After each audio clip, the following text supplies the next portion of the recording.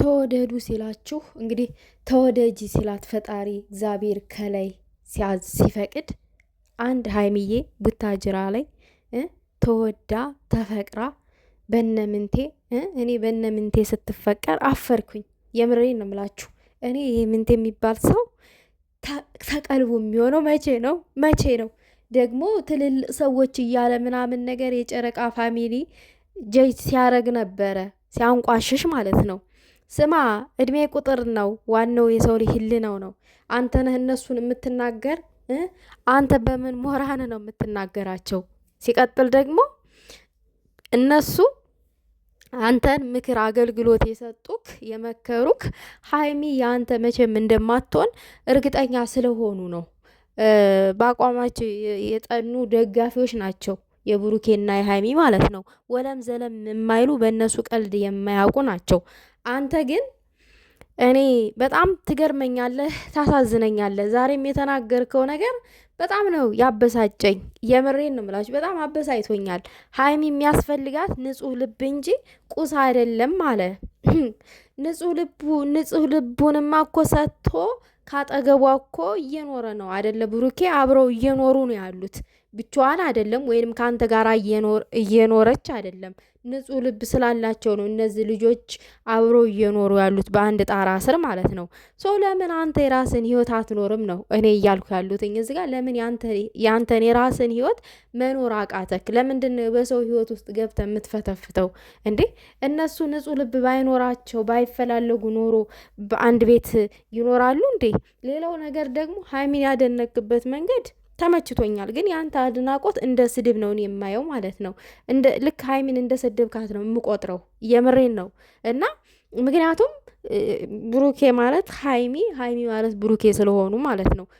ብሩኬን ዝቅ ዝቅ እያደረግ ብሩኬን እያንቋሸሽክ ሀይሚን ብታደንቃት እኔ ምንም አይደርስም፣ ምንም ማለት ነው። እና ሰው አርፎ የራሱን ህይወት ሲኖር ደስ ይላል። በዝህን ልክ መቅናት፣ በዝህን ልክ መቀናቀን ምን ይሉታል? እነሱ ተተዋደዱ፣ እነሱ ተተፋቀሩ። ሀይሚ ደግሞ አልፈልግም ያለችው መኪና ጊዜ አይደለም ሰዓቱ ስላልሆነ ነው። በቃ የኔ ሰዓት አለ፣ መኪናውን የሚይዝበት ሰዓት አለ፣ አሁን አይደለም አለች እንጂ ጭራሽ አልፈልግም አላለችም። ገባክ? እና ለሁሉም ጊዜ ያለው ነው ያለችው። ህልም ያላት ሴት ስለሆነች፣ ጠንካራ ሴት ስለሆነች፣ ቤቷን ስለምትወድ፣ ሴት ልጅ ቤቷን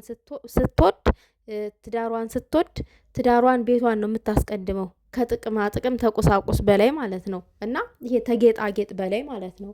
እና አንተ ደግሞ እያየህ ያለኸው ላይክ ሀይሚ እንደ ጥቅመኛ ምናምን ነገር እንደዛ አይነት ነገር ነው፣ በእንደዛ አይነት መንገድ ነው እየሳልካት ያለኸው ማለት ነው። ኖ እኔ ቤቴ ይበልጥብኛል፣ ትዳሬ ይበልጥብኛል፣ ለሁሉም ጊዜ ያለው ነው እያለች አለችው። እና መቼም ደግሞ ያንተ አትሆንም ሀይሚ የኔ ናት ምናምን ለምትለው መቼም አትሆንም። እንዴ ሀይሚ ከመቼ ወዲህ ነው ምንድን ነው ሀይሚ የቆሻሻ መጣያ ናት ያለማን ነው? አረ ወይኔ ክፉ ነገር አታናግረኝ አባዬ። ሀይ እንዴ ምንድን ነው ሰው ክፉ ነገር እንዲናገር አታድርጓ እንዴ። ምን ነው ማለት ቡታጅራ ላይ ሀይሚ ብቻ ናት እንዲህ ሴት የለም ነገሩ። ሀይሚን የሚደርስ ሴት የለም። ለዛ ነው ቢኖርማ መቼስ እየመጣችሁ አታለቃቅሱም ነበረ። ግን ያው ነፍስ ይማር ብያለሁ። እኔ እውነት እኔ ታሳዝኑኛላችሁ እንደዚህ መታችሁ ስታለቃቅሱ ሀይሚ ሀይሚ ስትሉ በጣም ነው አንጀቴን የምትበሉት። እና ግራ ግብት እንዳላችሁላ ነው እኔ የምረዳው ማለት ነው። ግራ የተጋባችሁ ሰዎች እንደሆናችሁ ነው የምረዳው። ግራ አትጋቡ፣ ግራ አትጋቡ። ሰው እኮ የራሱን ህይወት እኮ እንደምንም ብሎ መኖር እኮ ይችላል። በቃ ብጤውን አፍቅሮ ብጤውን ወዶ ማለት ነው። በቃ ድስት ግጣሙን አያጥም አይደል የተባለው ሲተረት፣ እንደዛ ነገር ማለት ነው። ግጣምህን ፈላልገ ከግጣም ጋር መኖር እኮ ትችላለህ። ዝም ብለህ እንዲሁ ተንጠላጥለህ እንጂ የተጎዳኸው በጣም እየተጎዳ ነው። ግን ምን ትምጥ ዛሬ አላየም እንዴ የለቀቁትን ፎቶ እንዴት እንደሚያምሩ ሁለቱም አብረው ምናምን ነገር ፏፈሽ ብለው ምናምን በፍቅር ማለት ነው። እና ምን ታደርገዋለህ እንግዲህ የሀይሚዬ ውበት እንደሆነ እያደር ነው የሚጨምረው። እያደር ይጨምራል፣ እያደር ታብባል። ልጃችን እንዴት ፍቅር አይጨምርብክ? እንዴት አትቃጠል? ያው ትቃጠላለክ ምናምን ነገር። እና አይዞ እንግዲህ ምንም ማድረግ አይቻልም። እኛ አይዟችሁ ከማለት ውጭ ምንም አይነት ቃል የለንም የሚያጽናና ማለት ነው። አይዟችሁ እያል ነው እንጂ የምናጽናናው ሌላ የምናጽናናበት ቃል የለንም።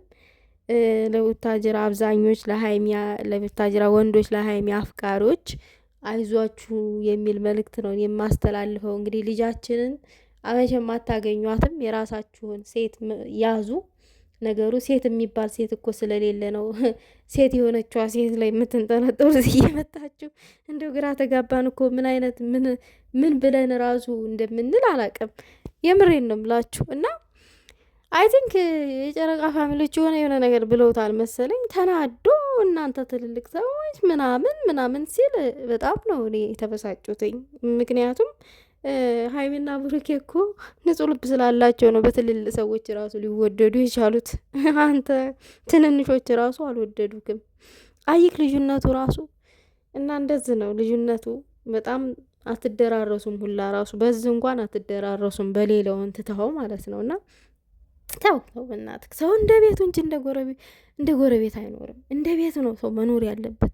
ችግረኛም ከሆነ እንደ ችግሩን አጣጥሞ ምናምን ነገር መኖር ነው ያለበት። ሀብታም ከሆነ ያው ሀብታም በቤቱ ያው ሀብታም ነው በቃ። እንዴ እከሌ ሀብታም ነው እኔ ከሱ እኩል መሆን አለብኝ ብዬ መቼስ ኩላሊቴን አልሸጥም አይደለ እንዴ?